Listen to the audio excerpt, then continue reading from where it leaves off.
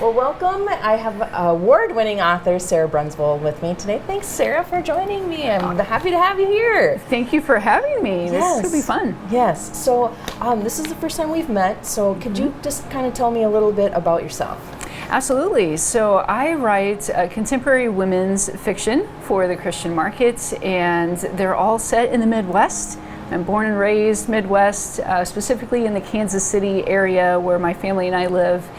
And I write intergenerational stories. So I was raised on a farm with intergenerational influences, and that is just translated over very nicely into my writing as well. All right, so I want to read your titles here. The Extraordinary Death of Mrs. Kipp, The Divine Proverb of Streusel, sorry, thank you, and The Atlas of Untold Stories. So those are quite unique titles. So tell me about those books. They are, and they're long. So I love titles that have word plays in them. So, for instance, The Extraordinary Deaths of Mrs. Kipp, it's about a elderly hospice patient and her unexpected friendship with a young reporter who comes to interview her.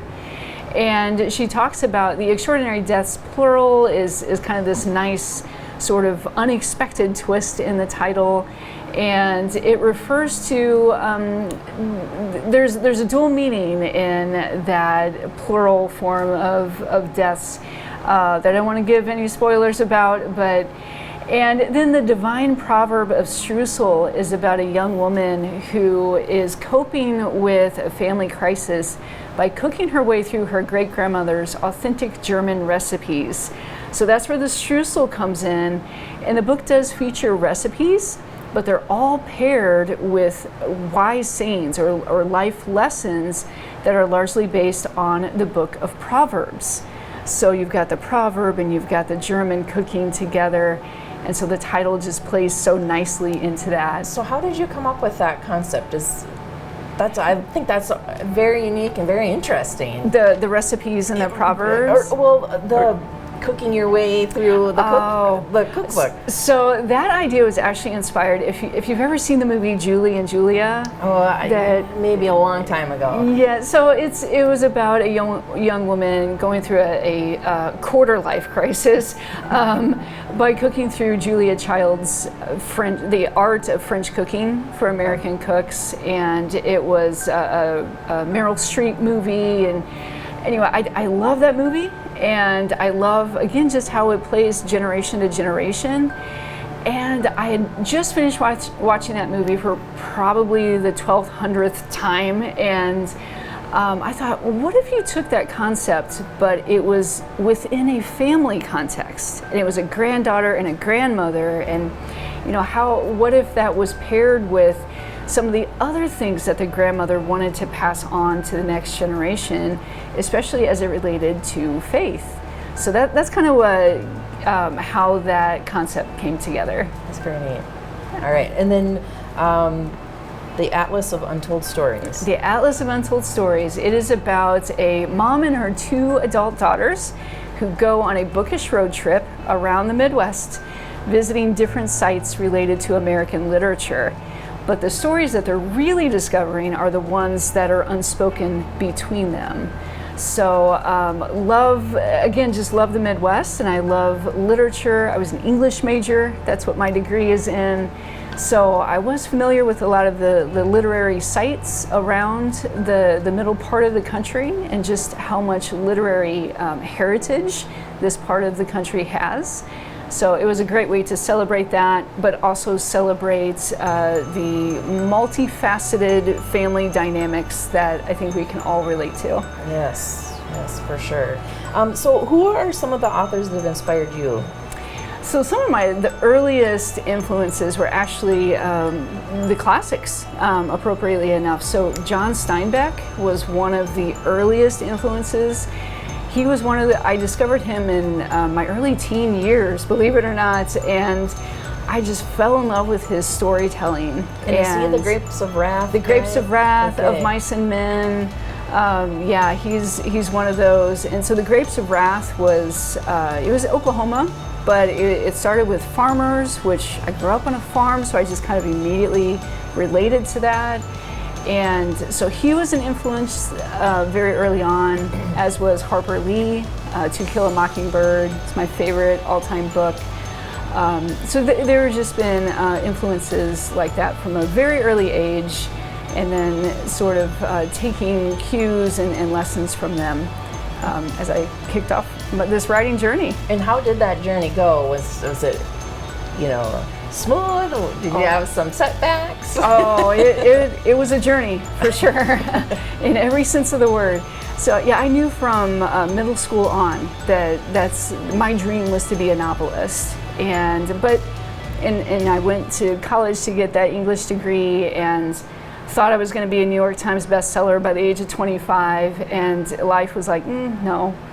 Yeah, it's just, your life just kind of goes in different directions than you expect it to, and so I really didn't get serious about writing until about 2012, and that was when I attended my first Christian Writers Conference, and met fellow people who were weird like me and thought, saw the world in story, and just had that natural inclination to tell stories.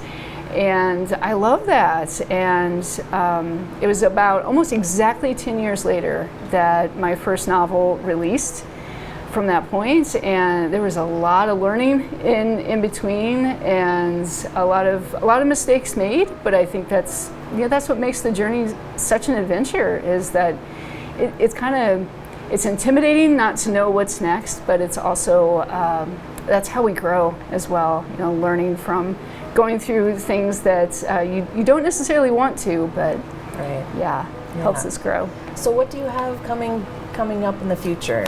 So I have book number 4, undoubtedly was just as long and weird of a title, and that will come out in fall of 2026. It'll be another women's contemporary book, and it's about a group of women who are learning sisterhood within the context of Christian community, and what does it mean to go through really hard things, whether it's hidden health issues or whether it's recovering from a troubled past, and how do you bring all of that into community and find a healthy connection with others. And so why have you chosen to follow Jesus, and how has he worked in your life? Absolutely. So for me, I actually didn't come to faith until adulthood, so in my 20s. And it was largely, he used those intergenerational connections. So older women in the church who were influencing me in ways that I didn't even recognize at the time. And once, I think I had always known who Jesus was, I always knew who God was, but I didn't know him until I saw older women walking out their faith in real life settings and going through difficult circumstances, and just seeing how they lived out that faith. It made me like, what do they have? What do they know that I don't? And then when I really opened my mind and opened my heart to Jesus Christ, everything just started to make sense. It didn't get easier, but it started to make sense. Like, why? The troubles that I was facing, I was going through a family crisis at the time as well, but all of that it kind of took on a different meaning, and I was able to find hope, and that's who Jesus is. He is our hope. He is our only hope in this life. Yeah. Well, Sara, I thank you for joining me. If people want to learn more about your books, about yourself, where can they find that information? Yeah, so best place to find me is sarabrunsvold.com. Got lots of resources there, and I'd love to connect with readers through my website as well. Super. Well, thank you so much. I appreciate it. It's nice to meet you. Nice to meet you, Raina. Yes, and I hope you have a great time here at this retreat, and good luck with the rest of your writing journey. Thank you so much. You bet.